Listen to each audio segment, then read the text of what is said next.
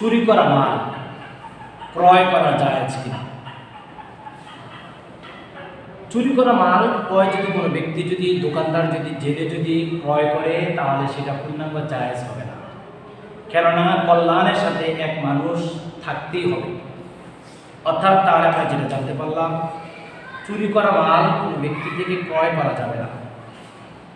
যদি সে ব্যক্তি জানতে পারে তাহলে তার গুনাহ হবে, অর্থাৎ যে ব্যক্তি ক্রয় করেছেন কোনো দোকানদার সে ব্যক্তি গুনাহগার হবে। কারণ সূরাতুল মাইদা 2 নম্বর আয়াতে কারিমার দিকে আমরা যদি লক্ষ্য করি, সেখানে আল্লাহ তাআলা বলেছেন ওয়া তাআওয়ানু আলাল বিররি ওয়াত তাকওয়া, কল্যাণময় কাজে তোমরা একে অপরের সাথে সহযোগিতা করো, অকল্যাণ কাজে একে অপরের সাথে সহযোগিতা করো না।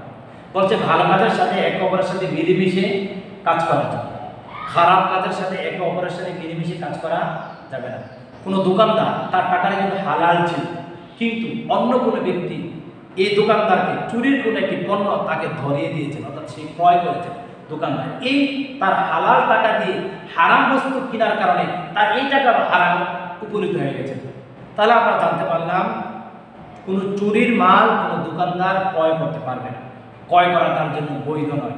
কিন্তু ওই দোকানদারের জন্য এটা বুদ্ধিমানের কাজ হবে কোনো চোরকে ধরিয়ে দেওয়া, প্রশাসনিক কোনো বাইদের হাতে ধরিয়ে দেওয়ার মাধ্যমে সে সচেতন হবে, যে দেশ শান্তি পাবে, যে রাষ্ট্র শান্তি পাবে।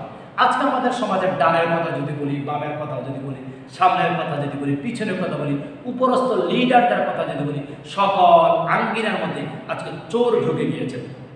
তাদের ব্যাপারে আমাদের কাছে অনেক মুসল্লি, অনেক কাছের মানুষ, অনেক নিজের ভাই জানতে চায় তাদের ব্যাপারে কি হবে। তারা অবশ্যই গুনাহগার হবে, অবশ্যই গুনাহগার হবে।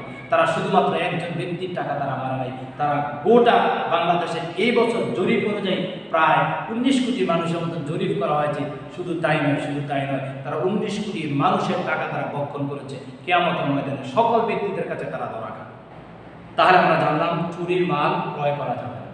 আল্লাহ তাআলা আমাদের সবাইকে সচেতন হয়ে কাজ করার তৌফিক দান করুন। আল্লাহুম্মা আমিন।